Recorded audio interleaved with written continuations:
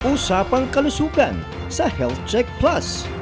Alamin ang mga payong medikal galing sa mga totoong eksperto. Ang kaalaman ay kapangyarihan. Usapang kalusugan sa Health Check Plus. Check na araw mga health checkers sa Luzon, Visayas at Mindanao. At sa mga nakikinig at nanonood sa iba't ibang panig ng mundo sa DZRH Radio, Digital TV at social media platforms. Ako po si Teacher Ellie Campos Banayat. Samahan niyo po kami dito sa programang pinagkakatiwalaan ng mga eksperto, ang Health Check Plus. Yes mga health checkers, nasa kalagitnaan na tayo ng Buwan ng Puso. Ipagpapatuloy pa rin natin ang Buwan ng Pag-ibig at Pag-ibig series para pag-usapan ang mga paksang may kinalaman sa pag-ibig at pagtibok ng ating mga puso. Belated Happy Valentine's po sa ating lahat. Sana naman naging masaya at puno ng pagmamahal ang inyong Valentine's Day. Sana hindi naging marupok ang inyong pag-iibigan tulad ng ilang napabalitang nagkakasakit talaga ng puso. Tiyak na may Valentine's hangover pa ang marami sa atin. Kaya today, hindi natin pag-uusapan ang heart attack o cholesterol at baradong puso. Mga health checkers, ano nga ba ang pag-ibig? Sinasabi ng American Psychological Association na ito daw ay isang complex emotion involving affection toward another individual. A sense of tenderness to the responses. Sang-ayon ba kayo mga health checkers? Para maging malinaw at tulungan tayong mas maliwanagan ang usaping pag-ibig, kasama ulit natin sa kwentuhan ang isa sa ating mga suking guest experts. Isang rehistradong psychologist, licensed professional teacher, registered nurse at MBA degree holder. Magandang araw po sa inyo, Professor Michael U. Jimenez. Magandang araw sa iyo, Teacher Ellie. At syempre, magandang araw sa lahat ng ating mga health checkers. At ngayon, sineselebrate natin ang Buwan ng Pag-ibig. Belated Happy Valentine's po sa inyong lahat. Prof. Mike, alam niyo po, napakadaming pumapasok na mga katanungan mula sa ating mga health checkers. Kaya simulan na po natin ang ating usapan. Unang tanong, Prof. Mike, bilang isang psychologist at ayon sa inyong kaalaman at experience, ano po ba talaga ang ibig sabihin ng pag-ibig? Nako, napakagandang topic niyan, Teacher Ellie. Kasi pag sinasabi natin yung salitang pag-ibig, ang kailangan niyan, meron niya mga bahagi . Halimbawa, kailangan merong tiwala. So, kung may tiwala tayo sa isa't isa, sa isang relasyon, mahalaga yon. Yun ay isa sa pundasyon ng pag-ibig. No, kumbaga parang hindi ka duda ng duda, araw-araw, hindi mo inaalam nasa na ba to, nasa na ba siya. Pero bukod sa tiwala, nandyan din yung tinatawag natin na responsibilidad. Ibig sabihin, itong tao na karelasyon mo, lagi mong sinasaalang-alang kung ano ang kanyang nararamdaman. Alam mo kung kailan mo siya sasamahan, pero alam mo rin kung kailan mo siya bibigyan ng space. At alam mo rin kung ano ang kanyang nararamdaman. Balanse sa responsibilidad. Pero bukod doon, bukod sa una, yung tiwala, ikalawa, yung responsibilidad. Nako, ito talaga yung nasa pundasyon ng pag-ibig, yung may effort talaga ito. Hindi ito basta parang halaman na papabayaan mo. Dapat talaga nadidiligan. Kaya araw-araw talagang kailangan ini-effortan mo kung paano mo mapaparamdam doon sa tao na siya ay mahalaga. Ganyan ang pag-ibig. Nako, napakaganda ng mga inyong nabanggit, Prof. Mike. And I'm sure maraming napapatanong ngayon kung pag-ibig ba ang aking nararamdaman, ano? Alam niyo po, sabi nila, love happens less in the heart and more in the brain. At dito nakaka-trigger yung mga hormonal releases at brain chemicals. May mga tinatawag nga po sila ng mga happy hormones, dopamine, serotonin, oxytocin, no? Prof, paano ba malalaman kung totoong pag-ibig na ang ating tumama sa atin? Nako, yan totoong pag-ibig. Sabi mo nga kanina, Teacher Ellie, napaka-komplikado. No? Yan din ang binanggit ng American Psychological Association. Parang mathematics, no, na napakahirap hanapan ng solusyon. So ngayon, pag pinag-uusapan natin yung mga chemicals na yan, Gusto nga nating sabihin na hindi lang to araw ng mga puso, kundi araw ng mga utak. Kasi ang nararamdaman natin, yung pag-ibig, dito yan sa utak. Dito yan sa chemical. Nako, Teacher Ellie, ano ang paborito mong pagkain? Paborito ko pong pagkain, ramen, Prof. Ayan. At malamang ang mga health checkers natin. Mga health checkers, isipin nyo ngayon, ano ang paborito ninyong pagkain? Si Teacher Ellie, ramen, di ba? O, sa mga health checkers, alam nyo ba, pag inisip nyo ngayon, yung paborito nyong pagkain, may chemical na tumataas sa ating brain, sa ating utak. Ang tawag sa chemical na tumataas, dopamine. Yung dopamine, kumbaga parang inuutusan kanya na, nako, mukhang masarap yung ramen, kaya kailangan hanapin mo. Nako, mukhang maganda magiging experience mo dito sa pag-ibig, kaya hanapin mo yan. So, para lalong tumaas yung dopamine. At pag nakakita ka na ng tao na pipiliin mo, syempre, kung pag-ibig yan, mag-holding hands.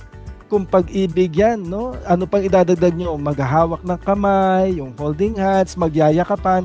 Bukod sa dopamine, may tumataas pa na chemical sa utak, yung oxytocin.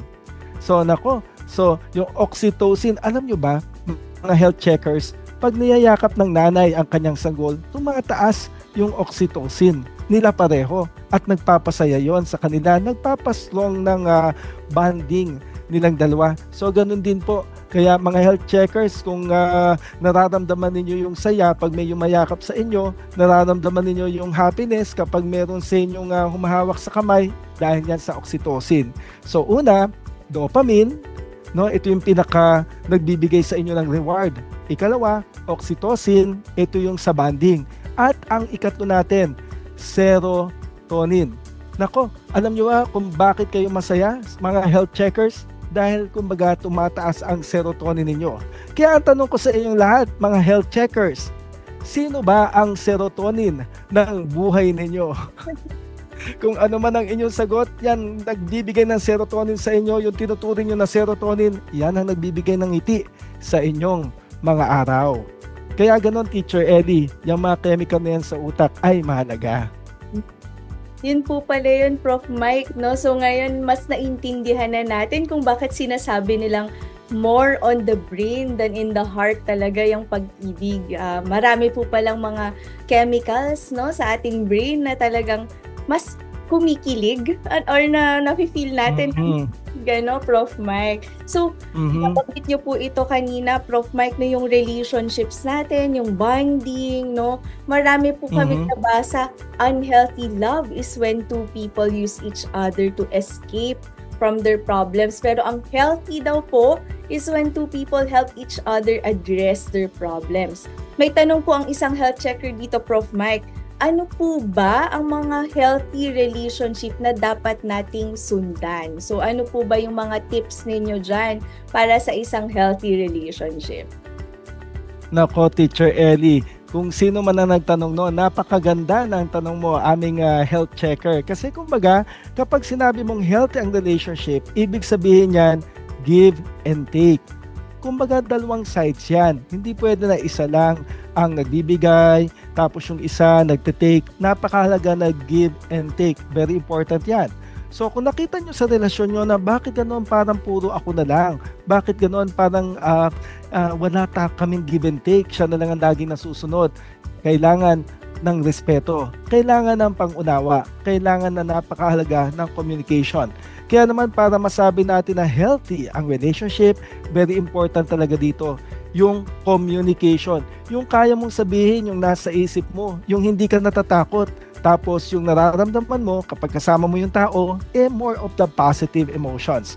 So again, yung iniisip mo habang kasama yung tao na to, kung paano kayong dalawa ay mag-grow kasama ang isa't isa. Yun nga yung binanggit mo kanina, Teacher Ellie. Kaya naman, kailangan talaga suportahan ng bawat isa yung isa pa doon sa relationship. So again, mahalaga ang support, mahalaga ang communication, at mahalaga ang positive na emotion. Kailangan masaya ka sa iyong relasyon. Yun po pala yun, Prof. Mike. Naku, alam ko, Prof. Mike, maraming mga humuhugot ngayon sa mga napapanood at naririnig nila sa ating usapan at no? Pero nakakatuwa kasi yung mga nabanggit po ninyo na support, communication, no, at yung happy feelings ay parang bumabalik dun sa foundation na nabanggit nyo po kanina, no? Mhm. I'm sure marami pong nakarelate dyan. Alam nyo, umuulan na talaga ng mga tanong, Prof. Mike, dito. Mukhang Naku, maganda yan. mga Gen Z health checkers. Babasahin ko po, no, bakit po bumibilis ang tibok ng puso kapag nakikita ko si crush? Bakit po kapag heartbroken, parang lahat ng sad songs parang dedicated sa akin? Bakit kapag in love, feeling natin ang ganda ng lahat sa paligid natin? Bakit laging feeling in love, nakilala niya na ang kanyang the one daw? Napakadaming mga tanong. Nako, Yung po mga napakarami tanong nga, na po no? ito, mula sa ating mga health checkers, bakit po ba kakaiba ang feeling ng in love at paano gagawing positibo ito sa ating buhay, Prof. Mike? Nako, unang-una, yung binanggit ng ating health checker, no, yung crush. Ano ba itong crush na ito? Nako, crush, yan yung tinatawag natin na kilig, no? At pag sinabi mong crush ko tong tao na to, kinikilig ako sa tao na to. Crush ko tong tao na to, hinahangaan ko to, itong tao na ito. Yun ang crush. Pero syempre, Teacher Ellie, dapat alam natin kung anong pinagkaiba ng crush sa pag-ibig. Kaya naman sa ating mga health checkers at particularly dun sa nagtanong sa atin, no, kung ano ba itong crush, at tingnan natin kung ano yung sa pag-ibig. Yung crush kasi, yan yung nakatuto ka doon sa looks, sa itsura ng tao. Usually ganun ang crush. Pero kapag pinag-uusapan natin yung pag-ibig, ito ay connection.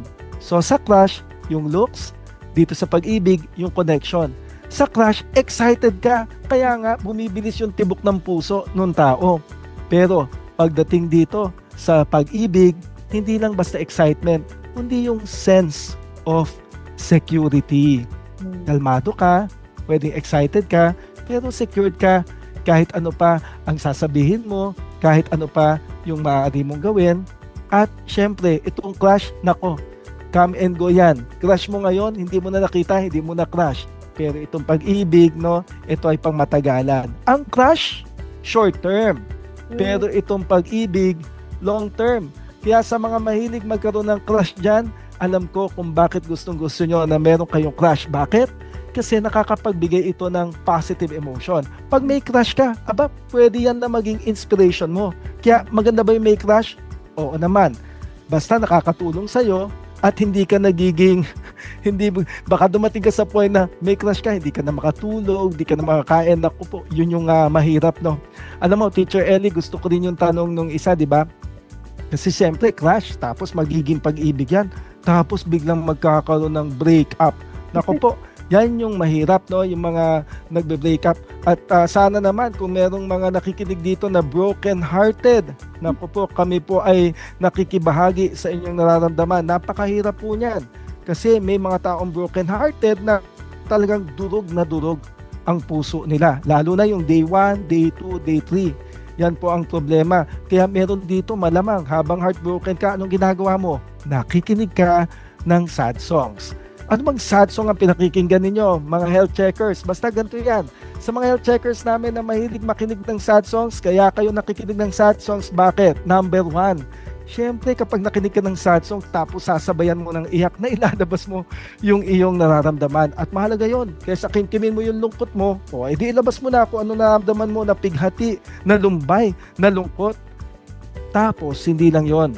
Pag nakikinig ka kasi ng sad song, ang nangyayari dyan, parang alam mo sa sarili mo na, ay nako, hindi lang ako ang nakikinig sa sad song na to. Marami akong kasama. Hindi ako nag-iisa. Million kami na nakikinig sa sad song na to. So, nakakaramdam ka ng sense of yung tinatawag na universality habang nakikinig. Hindi lang yon. Nako, bakit ba may mga nakikinig dito ng sad song? Minsan, hindi naman sad song ang pinakikinggan. Anong pinakikinggan ninyo, mga health checkers? Naku po, yung team song ninyo. Yun, kumbaga parang gusto mo talagang palungkutin yung sarili mo, no? Team song papakikinggan mo. Pero alam mo, hinahangaan ko kayo, mga health checkers na nakikinig ng team song kapag nakipag-break up na kayo. Bakit? Ibig sabihin, ang tapang nyo naman. Ang tapang nyo na pakinggan yung team song ninyo. Ganon kayo katapang na itong nagbigay ng kabiguan sa inyo. Haharapin ko to. Maramdaman na kung anong mararamdaman. Basta, tatanggapin ko at haharapin ko. Kaya, nakakatulong itong mga pakikinig ng sad song. Pero aminin, mga health checkers, meron sa inyo dito na ang ginagawa ninyo dahil lungkot na lungkot kayo, papatugtog na kayo ng sad song. At habang may sad song, ang gusto nyo lang, yung parang gusto nyo, cinematic kasi kapag merong sad song Tapos meron kang POV. Ang point of view mo parang ikaw yung bida sa pelikula. Cinematic nga naman, di ba? Umiiyak-iyak ka, tapos nandun yung malungkot na kanta. Okay lang yan, kasi ibig sabihin, nire-release mo lang yung nararamdaman mo. So sa mga mahilig sa sad songs, okay lang yan. Basta, hindi kayo darating sa punto na kaya kayo nakikinig ng sad song, kayo ay nasa denial. Yan. Kayo ay nagkaka-depression or kayo ay nagda-down na. So mahalaga na, sige, makinig ng sad song kung ito ay nakakatulong para mailabas ang ating emotion. Saka, Teacher Ellie. So maybe the one, yun yung binanggit mo. May isang nagtanong, yung sa the one, sabi niya, totoo ba itong the one na ito? Nako, alam nyo, sabi nga na ni Teacher Ellie kanina yung tungkol sa chemicals, di ba? At ako rin, binanggit ko naman sa ating mga health checkers yung tungkol sa chemical. Totoo ba to? Yung ikaw na talaga ang the one. Nako, hindi ko masisisi yung mga taong nagsasabi niyan na sa mga health checkers natin na talagang sinasabi nyo, eto na talaga, siya na ang forever ko, siya na ang lahat-lahat. Yan.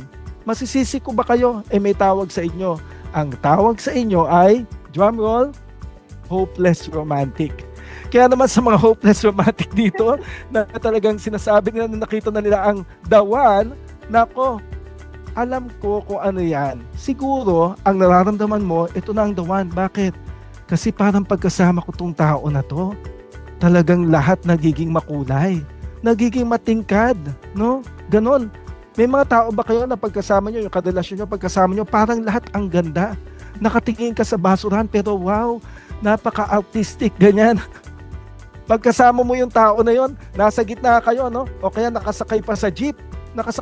O kaya nasa kalsada, naririnig mo yung mga busina, kasama mo yung taong mahal mo. Di ba? Kahit busina ng jeep, parang love song sa tenga mo. So, again, nababago yung paningin, nababago ang ating pandinig pagkasama mo yung tao na yan. So, hindi kita masisisi kung minsan sinasabi mong the one, yung tao na yon. I-enjoy.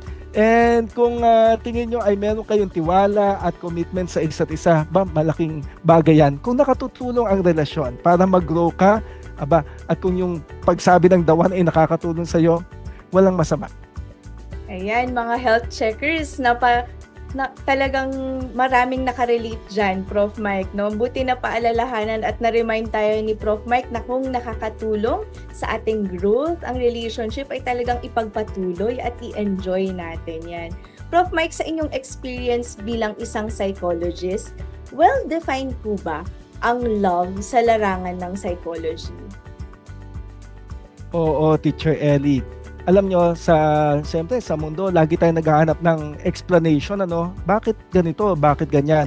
So, kaya nandyan yung mga scientists natin. At isa dyan si Robert Sternberg, no? Ang sinabi ni Robert Sternberg, meron siyang tinawag na triarchic theory of love. Triangle. So, tatlo yon. Isa, dalawa, tatlo. Nako, sana, ganito ang ginawa niya. Pero hindi ganyan Ang ginawa niya ganyan, triangle. So, ano ba tong triangle na to na magsasabi na in love ka na nga? Yan. So, again, mga health checkers natin, ilabas ang inyong mga checklist. Tingin nyo, kayo ba ay talagang in love? Tatlo yan ha. Number 1, passion. Ibig sabihin ng passion, yung unang factor, ibig sabihin nun, passion is physical attraction. So, kung ikaw ay may physical attraction dun sa tao, check. Pwedeng in love ka or pwede kang ma-in love. Pwedeng ma-in love, bakit? Isa lang kasi yun Isa lang yun na side ng triangle. Di ba sabi ko tatlo? So, una, passion. Physical attraction nun. Usually, kapag may crush kayo, mga health checkers, yan yun. Meron kayong passion or physical attraction. Pero hindi sapat yun. Kasi pansamantala lang yung kilig, di ba? Anong mahalaga? Yung ikalawa. Naku, ano kaya itong ikalawa na to? Una, yung passion or physical attraction. Ikalawa, sa triangle. Yan. Ang tawag dito ay letter I. Intimacy. Ito yung emotional connection mo sa tao. So again, para pala ma-in love, una, kailangan meron akong physical attraction. Ikalawa, meron akong intimacy, emotional connection. So attracted ka na dun sa tao, tapos masaya ka pa kapag usap, parang nakaka-relate kayo sa bawat isa. So passion and intimacy. Ano pa bang sinabi ni Sternberg? Yung ikatlo. Ano kaya tong ikatlo na to? Para mabuo yung triangle of love. Yan. So ang ikatlo na ito ang tinatawag na commitment. Ano yung commitment? Kumbaga, physically attracted ako sa'yo, emotionally attached ako sa'yo, and ano yung commitment? Pipiliin kita araw-araw. Yan ang ibig sabihin ng commitment. At ikaw lang ang pipiliin ko. So, again, kaya po sa mga couples, no, napakahalaga po na tinitingnan po natin. Letter P, may physical attraction ba ako? Letter I, intimacy. Connected pa ba kami emotionally? Nag-uusap ba kami? Letter C, commitment. Pipiliin ko siya araw-araw? Ako pa rin bang pinipili niya? Siya pa rin bang pinipili ko araw-araw? Binanggit ko sa simula pa lang, di ba mga health checkers? May effort sa relationship. Responsibilidad yan. Hindi mo pwede hayaan yan. Parang halaman na kailangan diligan. So again, very important ito. P, I, and C. Passion, intimacy, and commitment. Kaya naman dun sa nagtanong kanina tungkol sa crush, nako. Kaya ka nagkakaroon ng crush kasi meron kang passion. Anong next step mo? Di kausapin mo yung tao para makadevelop kayo ng intimacy and baka naman may commitment ka na sa kanya. Pero alamin mo pa rin kung siya nga ay kakilala mo na. Baka mamaya kasi kung sabihin mo na, nako, parang hindi pala siya ang gusto ko. Pero at least naramdaman mo yung kilig. Importante din talaga ang maramdaman ng kilig, Prof. Mike, lalong-lalo na sa usaping pag-ibig, no? Prof. Mike, alam nyo, nabanggit nyo po ito kanina na we're searching for meanings, no, sa lahat ng ating nafe-feel. At meron po dito na nagtatanong, totoo ba na mayroong love at first sight? Ano po yung psychological meaning o definition nito kung meron man? Nako, yung mga may love at first sight, ang dapat itatanong natin, talaga bang love yun? Kaya napakahalaga talaga mga health checkers. Kailangan meron tayong definition. What is love? Pag tinatanong kayo mga health checkers, fill in the blanks. What is love? Love is? Yan, nasa sa iyo na kung ano ang inyong sagot. Pero, syempre, yung love kasi, yung love at first sight na sinasabi natin, love at first sight, ang ginagamit mo mata mo eh. Ibig sabihin, yung looks, dun ka lang naka-focus. So, hindi yun love. Yun ay infatuation. Yan. So, infatuation kasi itsura yung tinitignan mo. Tapos, syempre, yung mga nagla-love at first sight dyan, ang ginagawa mo para bang love at first sight, kumbaga nagpa-fantasize ka na ito na yung magpapasaya sa akin. Well, kaya mo nga gustong sabihin yung love at first sight kasi natutuwa ka, no? At syempre, pag binabanggit natin yung love at first sight, nako, mga health checkers na mahilig dyan sa love at first sight, ibig sabihin kayo ay mahilig sa kilig. Ganyan kayo. Mga mahilig sa kilig, yung mga nagsasabi na love at first sight ako. Okay lang naman yan. Naisipin mo na, at saka yung mga nagla-love at first sight dito, malamang ganito kayo, no? Kapag may nakita kayo na crush ninyo or na love at first sight, parang humihinto yung mundo, di ba? O kaya kahit parang hindi humihinto, parang pakiramdam mo bida ka sa pelikula tapos nag-i-slow motion ang lahat. Tapos yung tao biglang titingin sa'yo. Tapos biglang magtatama ang paningin nyo. O kaya nga, so mahilig ka talaga sa kilig dun sa health checker na nagtanong tungkol sa love at first sight. So ngayon, totoo ba yon? Well, ang simula kasi ay yung tinatawag natin na passion. So, nagsimula sa kilig. Papunta kayang love? Well, pwede siguro kasi ang simula ay pwedeng passion, tapos physically attracted ka, tapos nag-usap kayo, naging emotionally connected kayo, and finally, pinili nyo ang isa't isa. So again, pwede kaya yun na yung crush mo maging kayo? Oo naman. Pwede mangyari yun. Lalo na kung nabuo nyo na yung triangle. Sabi nga ni Robert Sternberg, mga health checkers, huwag po kayong bibitaw, ipagpapatuloy natin ang usapang love and health sa ating wellness tips. Susunod na. Usapang kalusugan sa Health Check Plus. Alamin ang mga payong medikal galing sa mga totoong eksperto. Ang kaalaman ay kapangyarihan. Usapang Kalusugan sa Health Check Plus. Mga health checkers, for more kalusugan episodes ng Health Check Plus, visit our Facebook and YouTube channels. At para naman sa kalusugan tips, check our TikTok account.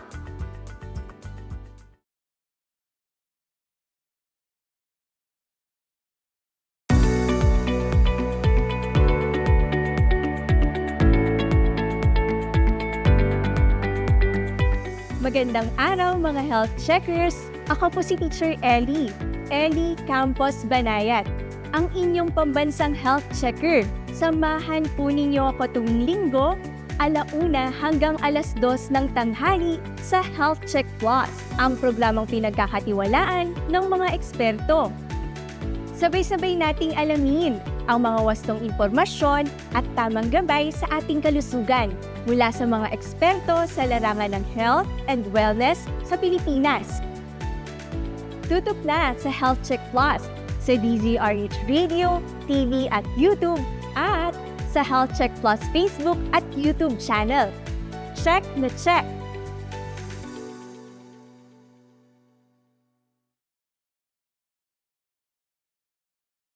Wellness tips sa Health Check Plus. Katawan, kagandahan, kagalingan, ating alagaan. Dito lang yan sa Wellness tips sa Health Check Plus. Nagbabalik ang Health Check Plus, kasama pa din natin ang ating suking guest expert na si Professor Michael U. Jimenez para ipagpatuloy ang usapang pag-ibig at pag-ibig. Prof. Mike, ipagpatuloy na po natin ang ating usapan. So kanina napakadaming mga tips, advice about love, kung ano ba ito, ano? May mga pagkakataon, Prof. Mike, sa pagdaan ng maraming taon ay muling magtatagpo ang nagkahiwalay na ng pag-ibig. So, ano po ba ang mga bagay na dapat gawin para po uminit muli ang ating pagsasama? Mayroon po ba kayong mga do's and don'ts sa ganyang pagkakataon? Nako, Teacher Ellie, parang ito ba ay tungkol sa second chances? Yes. Mukhang second chance po ang tanong Okay. ating health checker dito.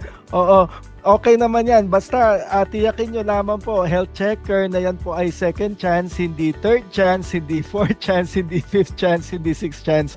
And alamin nyo po, ano po ba ang dahilan kung bakit po kayo ay nagkaroon ng paghiwalay in the past? So, alamin nyo po, ano po ba ang nangyari? Kung nangyari po ito dahil medyo nanlamig kayo sa isa't isa, di kung ngayon po ay naramdaman nyo po uli yung parang pagmamahal sa bawat isa, pwede naman pong magbigay ng second chance. Kung may kasalanan po sa isa't isa, mahalaga po ang pagpapatawad. Depende po sa kasalanang nagawa sa inyo. Kasi kumbaga, pag tayo nagpatawad, pwede tayong pumunta doon sa second chance. Pero ang tanong, kung patawarin, paano kaya siya babawi? Pwede kasing ang sabihin niya, I'm sorry. Yun ay pananalita, I am sorry. Pero kung bibigyan nyo ng second chance, dun nyo o-obserbahan. Ito ba, nag-sorry tapos may kasamang action? Yan. Pero kung nag-sorry tapos uulitin na naman yung cycle ng kanyang kasalanan, siguro pwede natin pag-isipan. Isa pa, kung tingin natin, itong relationship na to ay natanggal o ito ay nawala dahil nagkaroon ng abuse sa inyo, pag-isipan po natin mabuti kung yung tao po ay sincere at yung tao po ay talagang merong effort para magbago. So, kung nakikita po natin na pwede natin bigyan ng second chance, bakit hindi? Hindi naman masama na magbigay tayo ng second chance sa mga tao. Pero tandaan natin na in the process, alamin din natin na mahalaga rin ang inyong sarili. Nako, napakagandang reminder niyan, Prof. Mike, no, na mahalaga rin ang ating sarili. Talking about abuse, so pag-usapan lang po natin ng konti, Prof. Mike, ano-ano po ba yung sa tingin ninyong pwedeng mga warning signs na tayo ay nasa isang unhealthy relationship na? Pag pinag-uusapan natin ng isang unhealthy relationship, meron tayo, ayon sa pag-aaral din, meron mga tinatawag na bahagi ng unhealthy relationship. Na sa una, parang, siguro ito ay normal. Number 1, monitoring. Nako, ito pong monitoring, ang nangyayari po dito ay inaalam po kung who, what, when, where, how, why. Inaalam po kung sino kasama mo, kailan ka pa dyan, nasaan kayo, bakit kayo nandyan, paano kayo napunta dyan. And so again, itatanong yon. Walang masama doon. Bakit? Monitoring yun eh. So, kumbaga gusto lang ng tao na siguro gusto lang niyang alamin kung nasaan itong kasama niya o yung kanyang karelasyon. Monitoring. Pero abangan natin kasi baka ang monitoring mapunta saan? Sa ikalawa, controlling. Pag controlling, sino kasama mo? Huwag ka nang sumama sa kanya. Anong ginagawa nyo? Huwag nyo nang gagawin yan. Kailan pa kayo dyan? Huwag na kayong mag-meet. Nasaan kayo? Huwag ka nang pupunta dyan. Paano ka napunta dyan? Huwag mo nang gagawin yan. Bakit ka nandyan? Huwag kang magbibigay ng dahilan. Ang isang bagay na nagsimula sa monitoring, at syempre tuwan-tuwa yung mga health checkers, di ba? Pag minomonitor ka, wow, minomonitor ako, napakahalaga kong tao, wow, minomonitor ako, talagang may malasakit siya. Tama naman yon. May mga taong nagmamonitor dahil mahal kayo, may malasakit. Pero may mga nagmamonitor dahil hindi sila kampante sa inyo, nagdududa. Di ba yun pa naman ang number 1 sa isang relationship sa pag-ibig? Yung tiwala, yung trust. Pero kapag minomonitor ka ng todo-todo na para bang meron ka ng GPS, para kang may tracker, inaalam kung nasaan ka, no? Parang iba na ang pwede maging dating sa inyo. Pero okay lang kung gusto lang niya kasi mag-ingat ka. So yung monitoring, okay pa yan. Yung controlling, baka naman talagang may malasakit. Ang ikatlo, threatening. Sino kasama mo? Huwag ka nang sumama sa kanya. Pag sumama ka uli sa kanya, hetong mangyayari. Nasaan ka ngayon? Huwag ka nang pupunta dyan. Pag nagpunta ka uli dyan, hetong mangyayari sa'yo. And kailan ka pa dyan? Huwag ka nang babalik dyan. Pag ikaw bumalik pa dyan, hetong mangyayari sa'yo. Threatening. Sa isang relationship, napakahalaga ng respeto. Napakahalaga ng open communication. Kaya kung merong threatening, ito ay nagbibigay ng takot dun sa tao. Gusto ba natin na nandun tayo sa isang relasyon na takot tayo o sa isang relasyon na masaya tayong nakikipag-usap? At ang nangyayari dito sa unhealthy relationship, baka mapapansin nyo rin na parang unti-unti na kayong inilalayo sa lahat ng mga tao. Inalayo ka na sa iyong mga kaibigan. Huwag ka nang sasama sa mga kaibigan mo. Inilayo ka na sa inyong pamilya. Huwag ka na nga pupunta doon sa mga kapamilya mo. And pupunta kayo sa fourth, yung demeaning. Itong demeaning, so una may monitor ka, nasaan ka? Tapos kinontrol ka, huwag ka nang babalik dyan. Threatening, pag bumalik ka pa dyan, ito mangyayari sa'yo. Number 4, yung tinatawag natin na demeaning. Tingnan mo, bumalik ka doon, talagang iba ka, no? Talagang ganyan, ida-down ka na. So, sa isang relationship po, pag nararamdaman ninyo na dinadown kayo ng inyong partner, mag-isip-isip po tayo. Tama ba na nandito ako sa isang relasyon na dinadown ako? Na ako ay talagang pilit na pinapatingin sa sarili ko na parang napakaliit ko. So, sa mga nakikinig po sa atin, tingnan po natin ang ating healthy and unhealthy relationship. Unhealthy po ang relationship kung sunod-sunod dyan. Minonitor ka, kinontrol ka, tapos tinreten ka, tapos dinimin ka, tapos in the end, anong mangyayari? Ang mangyayari yung huli, possessing. Hindi ka na makaalis dito sa tao. Hindi ka na makabitaw dito sa tao. At wala ka nang matatakbuhan. Bakit?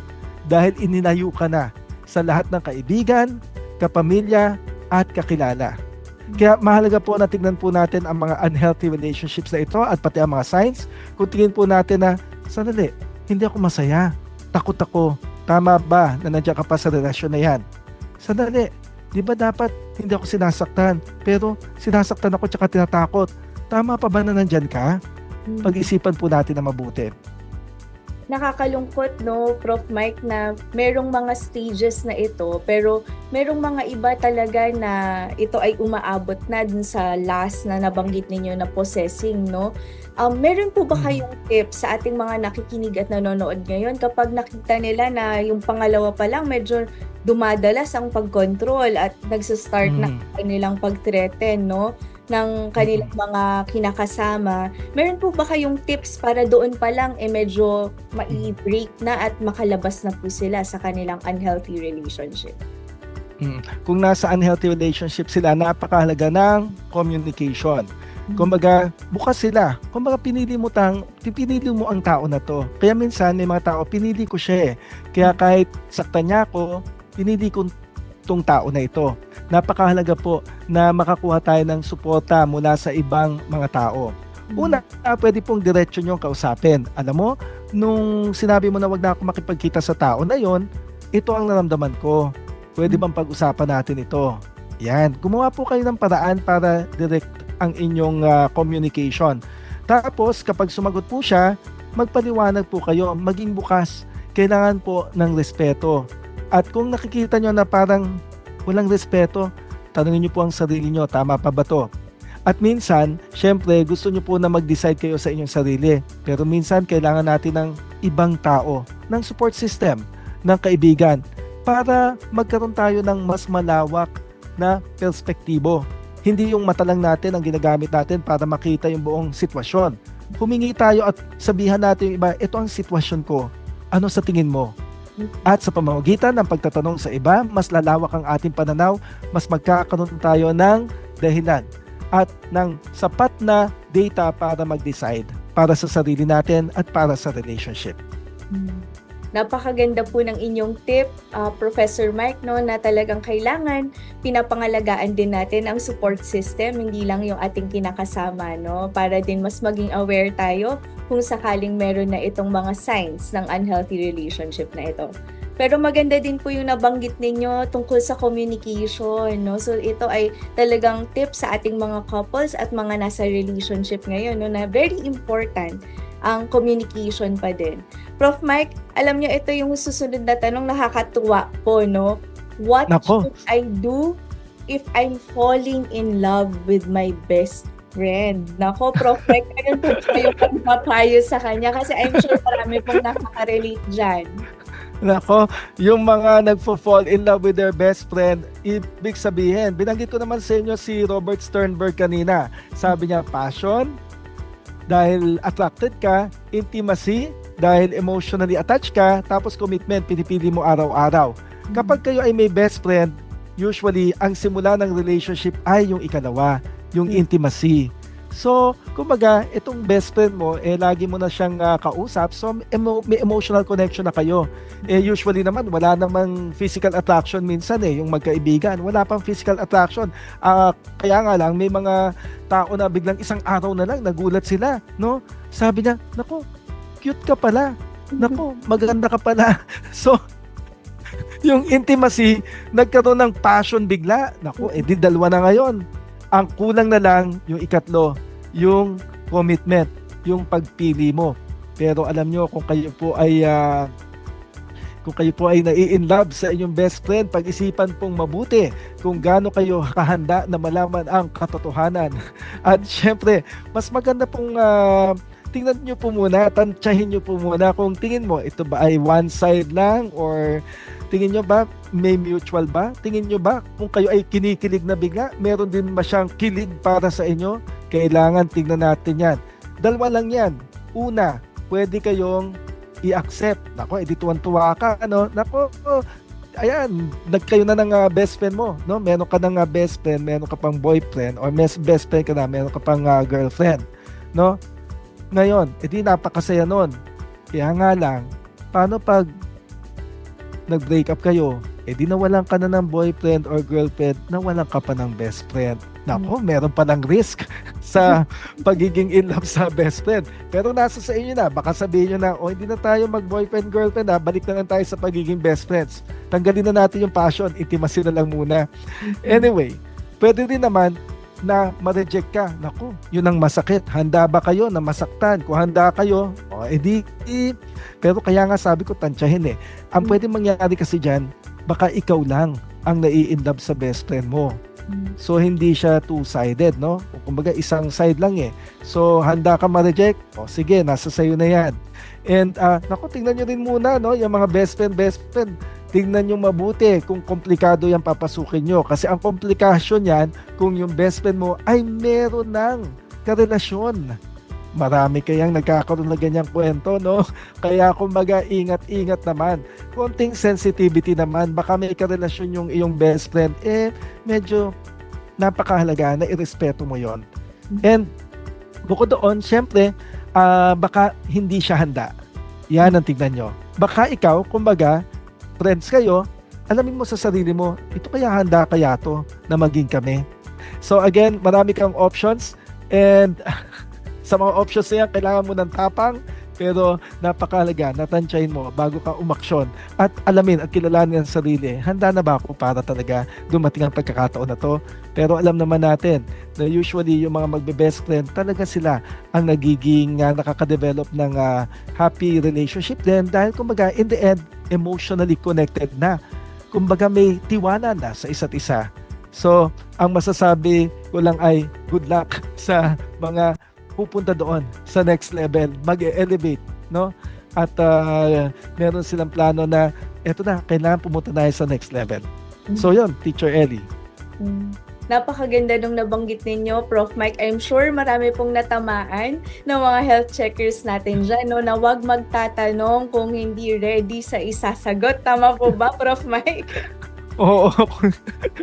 Dapat handa ka ma-reject. Kasi syempre, minsan clouded ka eh. Sabi mo, ay hindi, i-accept to. So, alamin mo din, atensyahin. Kung may kilig din siya. Napaka-importante niya, no, na tignan, no, wag tayong ma-blind, no, sa ating biglaang meron ng passion bigla. Nabanggit nga ni Prof. Mike. Prof. Mike, yung susunod na tanong natin ay mula sa isang senior citizen na health checker. Kapag napapansin daw po niya sa isang partner na tila matamlay na o nawawala na ang romance, ano po ang maipapayo natin sa kanila? Nako, nabanggit mo yung romance. Kailangan hindi kayo roommate ha, hindi roommate, dapat romantic. So minsan kasi kapag nawawala na yung kanilang kilig, no, ang nangyayari diyan ay kumbaga nagiging roommate na lang, hindi na nagiging romantic. So paano nga ba, no? Paano ba patuloy na magliliyab yan? Paano nga ba patuloy ang burning ng flame of love? Syempre, nandiyan yung patuloy na number 1, yung thoughts. Napakahalaga po na pinag-uusapan niyo po yung inyong mga iniisip. Mustahin ang inyong karelasyon. O anong iniisip mo? O anong ideas mo ngayon? Very important po kasi ang communication. So, alamin din natin kung anong iniisip ng tao. Kasi pag matagal na, minsan pwedeng ma-take for granted. Minsan, ang tagal na natin dito sa relationship, dapat alam mo na yan. Yan ang maririnig mo. Nako, ikaw na. Mag-isip kung ano yung nasa isip ko. Yan, ganyan. So, nako, dapat, kumbaga, hindi ko nasasabihin sa'yo. Ang mahalaga po, habang tumatagal, lalong nagiging open ang communication. Minsan kasi, may mga tao na matagal na ang relationship, iniisip nila, dapat alam na niya kung ano yung iniisip ko. Walang mental telepathy ang mga partners ninyo. At hindi po charades ang relationship. Hindi po yan charades na huhulaan niya, ano kayang nasa isip nito? Yan po ay clear communication. So, tanungin pa rin natin yung partner. Anong iniisip mo? Anong kailangan mo? Paano kita matutulungan? Pagkatapos, gumawa ng mga paraan para makaramdam ng magandang emotion. Kumbaga, magsama kayo, kailangan meron kayong shared experience. Nasa sa inyo na po, no? Yung mga lolo, lola. Minsan hindi po kailangan na napaka-komplikado ng activity. Basta masaya kayo pareho. Manood kayo ng sabay. Malaking bagay na yan. Pagkwentuhan nyo after nyo panoorin. Mag-date kayo sa labas ng bahay. O kaya kung saan nyo gusto.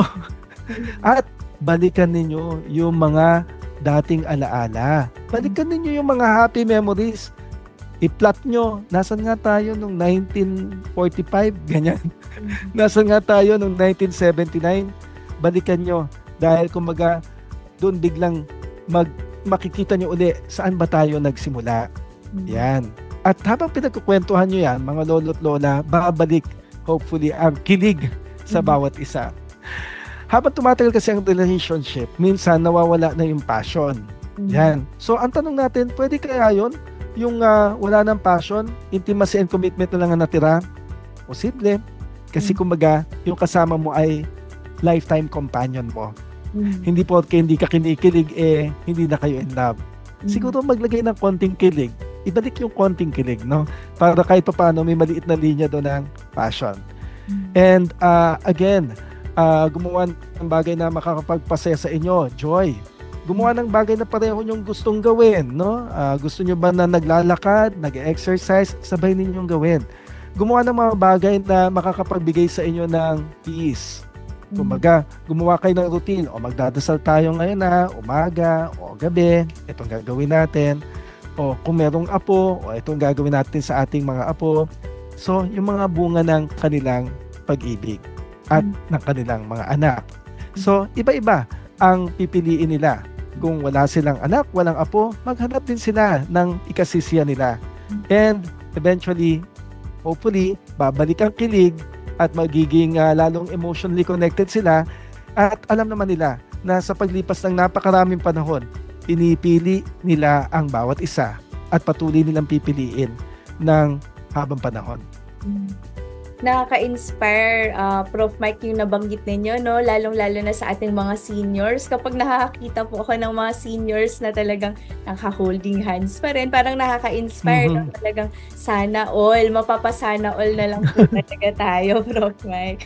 Alam niyo, Prof. Mike, speaking of ating commitment, no, joy, no, marami sa ating nakikinig at nanonood ngayon ay may mga career-driven na lives, no? Ano naman po ang inyong suggestion or tip para balanse ang pagbigay ng halaga sa kanilang love life at work life? Nako, very important po talaga yung mga love languages natin. And usually, kapag busy po ang ating buhay, nadja-justify natin na hindi na kita masasamahan kasi busy ako. Hindi na kita mapupuntahan kasi meron kaming meeting. Hindi na kita maaasikaso kasi ang dami kong deadline. So, nasan yung responsibility mo? So again, kaya minsan, sasabihin mo na, i-justify mo, talagang wala na, hindi ko na magagawa ng panahon. Hindi ako makakahanap ng panahon para sa kanya dahil very busy ako. Nakakalungkot.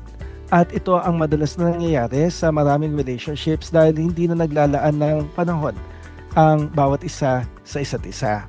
Kaya nagka-crumble siya. Yung emotional connection na nagpapatibay sa kanilang dalawa, no, ay unti-unting nawawala.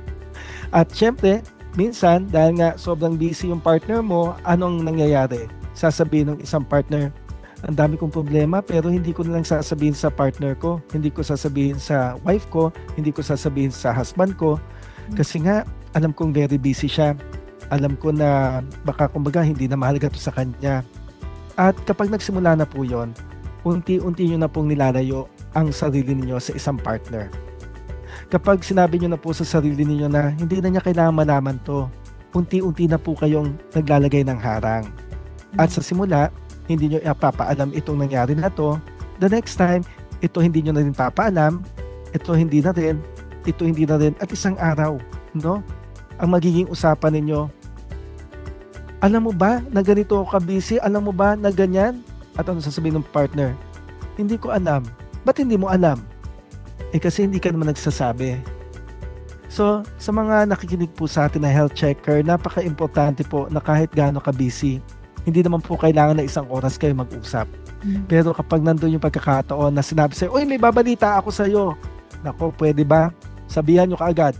Okay, ibaba mo lahat yan at sabihin mo sa tao, halika, ikwento mo sa akin ang ibabalita mo sa akin. Hindi yung, may ibabalita ka sa akin? O sige, sandali lang kasi meron pa akong tinetext may ibabalita ka, sandali, tatapusin ko to. Mag-usap nga tayo, mamaya na, mga after 2 hours, tatapusin ko lang to. And before you know it, at ang mahirap dito, baka mamaya, iba na po ang nagbibigay ng panahon sa inyong partner. Iba na po ang nakikinig sa kanya. Iba na po ang nagbibigay sa kanya ng papapahalaga.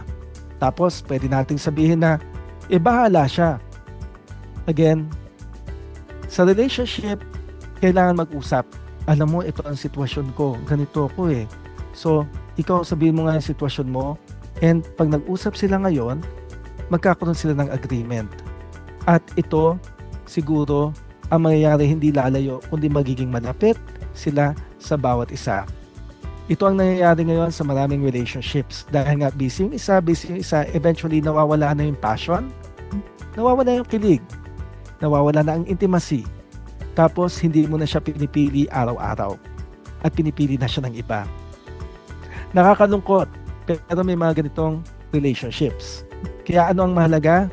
Maglaan ng oras. Magbigay ng words of affirmation. Purihin nyo, napakaganda mo, ang cute mo. So, kumbaga, bigyan nyo, pagaanin nyo ang pakiramdam niya. Huwag nyong iparanas na parang siya ay nasa isang tabi lang na parang decoration. Kumbaga, iparanas nyo kung gaano kahalaga yung tao sa pamamagitan ng pagsasabi ng maganda tungkol sa kanila, pagpuri, pagbibigay ng time, hawak kamay. Kumbaga, nandun na yung moment, ayaw pang hawakan ng kamay, di ba? Kasi nga, kumbaga, busy ako eh. And, magbigay ng kaunting gift, hindi mo naman kailangan na grande, no? At syempre, mahalaga na gumawa ka ng isang bagay na ikasisiyan ng tao na ito. So, again, sa work-love balance, very important yan. Kailangan na aasikaso mo ang work, pero responsibility, di ba? Ang love. So, yung responsibility mo sa trabaho natin, yan yung mga duties, mga task, mga deadline. So, kailangan dito rin sa love, meron ka rin ilalagay na duties, deadline, tsaka mga task. Para eventually, you've done great sa iyong work at ganun din ang ginawa mo sa iyong relationship. And magko-complement yan. Kasi kapag maganda ang relationship, yung saya mo doon na ililipat mo sa trabaho. At yung saya mo sa trabaho, pwedeng mailipat mo doon sa relationship. Ang problema, pag ikaw sa trabaho, stress na stress. Yan. So ang mangyayari, yung stress mo sa trabaho, maibabaling mo doon sa relationship. Kaya paki-check po, yun po bang trabaho natin, yung stress po ba ay naiuuwi natin sa ating relationship? If yes, siguro reviewin po natin kung tama yon. At yung pong relationship stress na dadala ba sa trabaho, pero again, ang maganda, i-nurture ang relationship para itong joy na to, itong positive emotion sa relationship, mapasaya sa trabaho mo and vice versa. Naku, Prof. Mike, alam niyo, napakabilis talaga ng ating oras. Bagamat mukhang mahirap talagang tapusin ang ating episode ngayon. Ang huling tanong ko po para sa inyo, ano po ang inyong huling tip para sa healthy relationship and continuing to have a happy, healthy life? Nako, sa relationship sa ating mga health checkers, no, Teacher Ellie, syempre, mahalaga dyan yung tungkol sa pag-ibig. At ang pag-ibig ay hindi lang tungkol sa kilig, no? Ito ay tungkol sa pagpili mo dun sa tao, pang-unawa dun sa tao, at pagpapahalaga. Kailangan maramdaman niya yan. Minsan, masakit, minsan, mahirap, pero kung nasa tamang tao ka, it's worth, no? Worth it. Lahat ng yon. So, kasi mahirap yan, ang relationship, mag-e-effort talaga po kayo. Pero sa dulo ng lahat, ang sasabihin ko po sa inyong lahat, huwag matakot magmahal. Kumbaga, magmahal po tayo, no? Kung meron mang mga challenges, okay lang po yon. And, syempre, kumbaga, bigyan din ng pagpapahalaga ang sarili kapag tayo ay nagmamahal. Para yun pong pagmamahal natin sa sarili, maibabahagi din po natin dun sa ibang mga tao.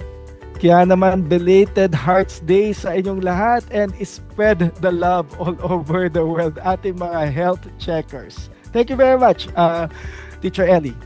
Maraming salamat po muli, Professor Michael U. Jimenez. Sana po ay hindi kayo magsawang bisitahin kaming mga health checkers dito lang sa Health Check Plus, ang programang pinagkakatiwalaan ng mga eksperto.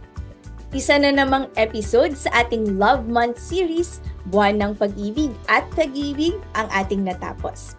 Abangan ang mga iba pang paksang talaga namang focus ang pag-ibig at pagtibok ng ating mga puso sa mga susunod na linggo. Ngayong 2025, mga health checkers, tayo ay maging mapanuri. Mahalaga ang wastong impormasyon ukol sa kalusugan natin. Laging isipin na ang wasto at tamang impormasyong pangkalusugan ay check na check. Tandaan, ating pangalagaan ang ating kalusugan sapagkat ang kalusugan ay ating kayamanan. At huwag kalimutan batiin araw-araw ang ating minamahal. Be kind, be safe, and stay healthy. Ako po si Teacher Ellie Campos Banayat, dito sa programang pinagkakatiwalaan ng mga eksperto, ang Health Check Plus sa DZRH. Check na check! Wellness tips sa Health Check Plus. Katawan, kagandahan, kagalingan, ating alagaan. Dito lang yan sa Wellness tips sa Health Check Plus. Mga health checkers, tutok na sa Health Check Plus ang programang pinagkakatiwalaan ng mga eksperto. Kasama si Teacher Ellie Campos Banayat, ang ating pambansang health checker. Check na check! Health Check Plus, tuwing linggo, 1:00 hanggang 2:00 ng tanghali sa DZRH, Radio, TV, and YouTube. At sa Health Check Plus, Facebook and YouTube channel.